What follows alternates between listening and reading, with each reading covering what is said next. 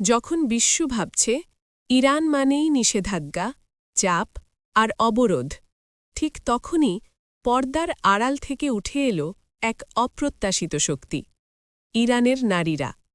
আর তারা শুধু কথা বলেনি, তারা বানিয়েছে যুদ্ধের অস্ত্র। ইরানের রাষ্ট্রীয় টেলিভিশন IRIB সম্প্রতি প্রচার করেছে এক রেপ্লিকা ভিডিও। সেখানে দেখা যায় নারী বিজ্ঞানীদের তৈরি এক নতুন ইলেকট্রনিক ওয়ারফেয়ার সিস্টেম, নাম সাইয়াদ-4, যা যুক্ত হতে যাচ্ছে ইরানের আকাশ প্রতিরক্ষা ব্যবস্থায়। ইরানি প্রতিরক্ষা বিশ্লেষকদের দাবি, সাইয়াদ-4 শত্রুপক্ষের প্রযুক্তিকে সরাসরি ধ্বংস নয়, বরং অকার্যকর করে দেবে।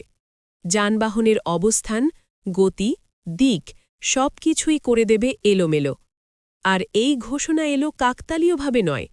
হজরত ফাতিমা আল জোহরার জন্মবার্ষিকী, ইরানে জাতীয় মা দিবস, সেই দিনই দেশবাসীর জন্য এই উপহার।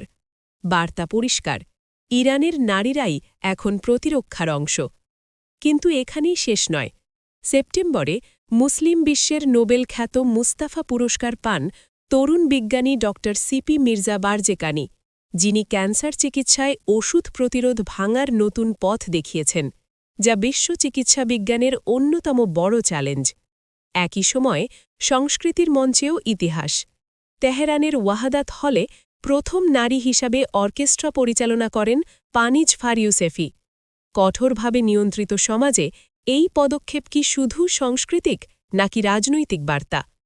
পশ্চিমা মিডিয়া যেখানে বলে ইরানে নারীরা বন্দী, সেখানে তথ্য বলছে ভিন্ন গল্প। প্রকৌশলে ৭০% নারী অংশগ্রহণ, নিরক্ষরতা নেমে 10%-এর নিচে। প্রশ্ন একটাই, ইরানের নারীরা কি এখন নীরব বিপ্লবের মুখ, নাকি এর পেছনে লুকিয়ে আছে আরও বড় কৌশল?